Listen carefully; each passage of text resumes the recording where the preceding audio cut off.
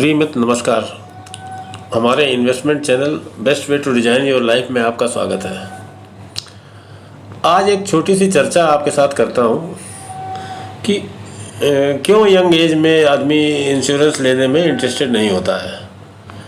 तो ये चर्चा यंग लोगों के लिए नहीं है, सारे एज ग्रुप वाले इसको सुन सकते हैं और अपना मन बना सकते हैं, क्योंकि जो लोग मान लिए उम्र दराज हैं वो अपने बच्चों के लिए को समझाने के लिए इन बातों का इस्तेमाल कर सकते हैं। तो मित्रों, इंश्योरेंस के क्षेत्र में मैंने देखा कि जब यंग एज में इंसान होता है तो वो बीमा से हिचकता है और उसको कुछ समझ में नहीं आता। अरे अभी मैं तो यंग हूँ, अभी तो मेरी शादी नहीं हुई, इस तरीके की बातें करता है और थोड़ा सा गंभीर नहीं होता है इस मामले में। हालांकि कुछ युवा गंभीर भी होते हैं, चीज़ों को समझते हैं, वो उस हिसाब से डिसीजन लेते हैं।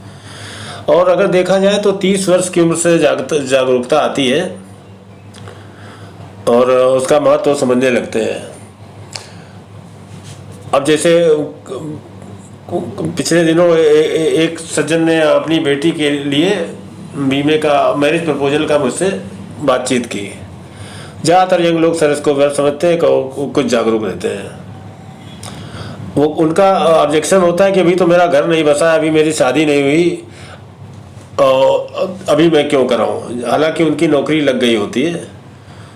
तो मैं उनसे ये कहता हूं कि मैं आपकी बातों से सहमत हूं, आप जो कुछ भी कह रहे हैं सही है। तो जो बात मैं उनसे कहता हूं वही इस वीडियो के माध्यम से भी कहता हूं कि देखो, बीमे में जब लंबा समय मिलता है तो ज़्यादा इंश्योरेंस मिल जाता है और उसका लंबे समय का बोनस भी अधिक होता है और प्रीमियम भी कम पड़ता है। और कुछ पॉलिसियाँ तो ऐसी होती हैं जिनमें कम एज में ज़्यादा का बीमा हो सकता है। दूसरी चीज़, जब हमारे पास उम्र ज़्यादा हो जाती है तो हमारे पास कम समय होता है, तो हम इंश्योरेंस कम करवा पाते हैं और बोनस भी उसका रेट कम होता है, प्रीमियम भी बढ़ जाता है। तो जैसे मान लीजिए अभी आपकी जॉब लग गई है और अभी आपकी शादी नहीं हुई है, तो अभी अगर आपका इंश्योरेंस हो जाएगा तो अच्छा खासा इंश्योरेंस भी हो जाएगा और 3 साल बाद जब आप शादी करेंगे तो उस समय प्रीमियम बढ़ जाएगा। और दूसरी चीज़, अगर अभी आपका कराया हुआ बीमा होगा तो 3 साल के बाद वो थोड़ा हो जाएगा तो उस पर लोन पैसा ऐसा आपको मिल जाएगा है, और आपको हनीमून वगैरह पे जाने में भी आराम हो जाएगा। और आगे मान लीजिए आपका परिवार 2 से 3 जरूर होगा, तब वो बच्चे के एडमिशन के लिए बीमा काम आ जाएगा। और दोस्तों, इसके साथ ये भी तो है कि जैसे हम लोग कोई आसमान से तो टपके नहीं, हमारे जीवन में हमारे माँ बाप का भी योगदान होता है। माँ बाप ने कितना हम लोगों को करके बड़ा किया होता है, खुद भूखे प्यासे रहकर अपने बच्चे के लिए करते हैं, अपने सपने तोड़ के, अपने सपनों को कहीं छुपा कर आपके सपनों को पूरा करने में लग जाते हैं। उंगली पकड़कर एक बाप अपने बच्चों को चलाता है, अपने खर्च मार कर, अपने शौक मार कर अपने बच्चों के लिए करता है।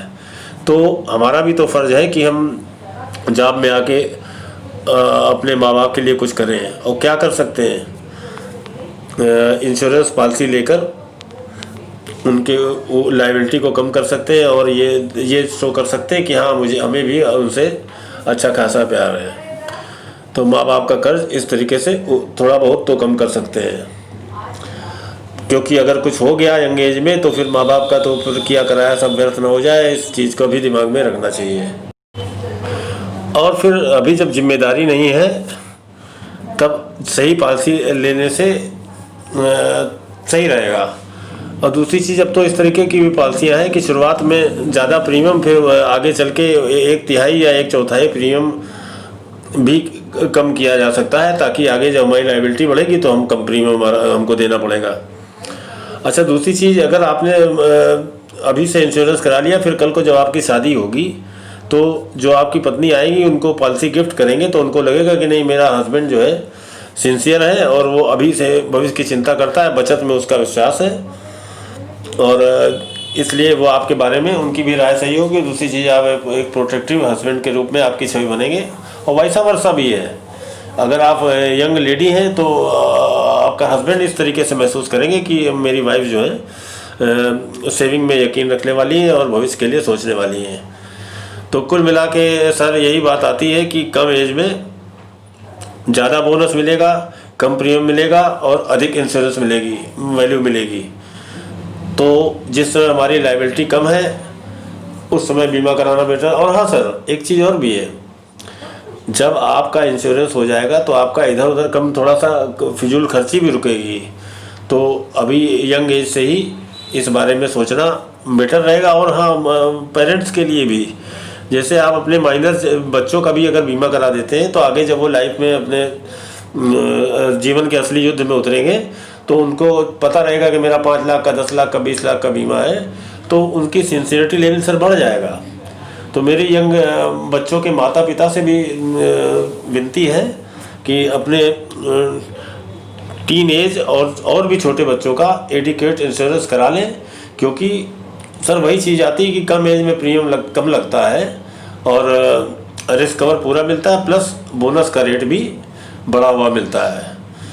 तो अगर कोई क्वेरी हो तो मैंने मोबाइल नंबर दे रखा है, उस पर बात कर लें मुझसे। Thank you. हमारे वीडियो को आपने पूरा देखा, इसके लिए थैंक यू सर। अगर अच्छा लगा हो तो सब्सक्राइब करिए, लाइक करिए, शेयर करिए, क्योंकि खुशियाँ सर बांटने से पड़ती हैं। तो आज की वो यात्रा यहीं तक। शेयर करिए, मोबाइल नंबर दिया है, चाहे तो कॉल कर लें। बाकी मैं ऐसे ही आपकी सेवा में सतत प्रयासरत रहूँगा। थैंक यू साथियों।